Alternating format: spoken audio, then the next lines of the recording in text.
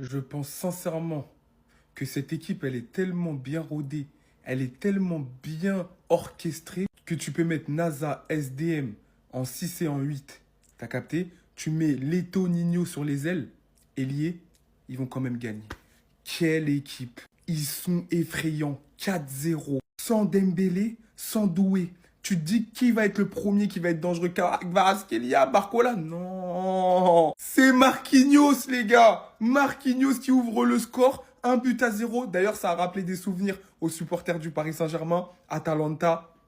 Final 8! Et comme si c'était pas assez dans la prestation de Marquinhos, il provoque un penalty. Mais par contre, Bradley Barcola, plus jamais. Ah, je suis désolé. Plus jamais tu tires un penalty comme ça, sans élan, sans conviction.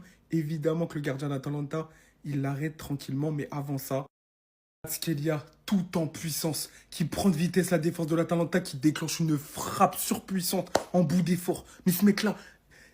Ah, j'ai pas les mots. Évidemment qu'il a pris le trophée d'homme du match, même si en fait c'est l'équipe du Paris Saint-Germain qui devrait l'avoir. Tout simplement. Quand je vous dis que dans cette équipe, il n'y a pas de points faibles, il n'y a que des points forts. Nuno Mendes, Hakimi, ça a fait que démarrer sur le côté. Nuno Mendes, il glisse sur la glace comme le Renoir dans Indestructible. Je me rappelle plus son blaze. C'est une dinguerie comment il va vite. Crochet, peu de frappe, petit pont au gardien.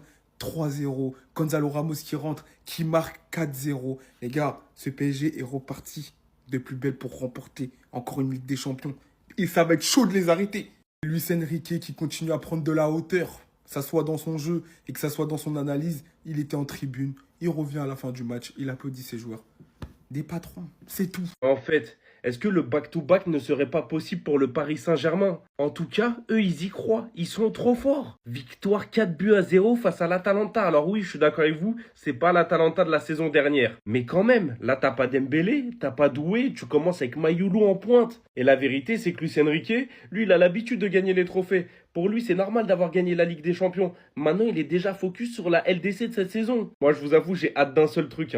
C'est le match dans 2 semaines face au FC Barcelone. Ce mec-là, face à Lamine Yamal. Oui, Lamine, tu vas te faire pocket, comme face au Portugal, en Ligue des Nations. En vrai, cette équipe, elle a eu le déclic. Maintenant, tout paraît plus simple pour eux. Cette saison, ça va être plus simple pour eux. Il n'y a plus la pression des années précédentes où le Paris Saint-Germain, 15 ans sous l'ère Qatari, ils n'avaient jamais pris une Ligue des Champions. Là, ils l'ont eu. Il n'y a plus la pression. Mais eux, dans leur tête, ils sont toujours motivés. Ils se mettent sous pression. L'équipe ne s'est pas améliorée, mais l'équipe n'a pas bougé. C'est toujours la même, à part que tu as Chevalier au cage. Je vois pas en fait ce qui pourrait t'empêcher d'aller chercher cette LDC. Va falloir voir face à des grosses équipes ce que ça va donner. Si ce sera la même chose que la saison dernière. Est-ce que ce sera toujours la même recette? Est-ce que quelqu'un va trouver la recette pour contourner ce Paris Saint-Germain, pour détourner le Paris Saint-Germain de la victoire? Après, le chemin est long, bien sûr, je ne dis pas ça. Mais le Paris Saint-Germain fait partie pour moi des top 2-3 favoris de cette Ligue des Champions. Tous les matchs ça pète et personne aurait pu gérer ça aussi facilement. Après la longue liste de blessures que possède le PSG, cette fois-ci c'est à Joao Neves de s'ajouter, visiblement touché aux ischio-jambiers. Et on va pas se mentir que beaucoup d'équipes auraient déjà flanché. Pourtant le Paris Saint-Germain remporte ce match 4-0 aujourd'hui contre l'Atalanta. Grâce à qui je dirais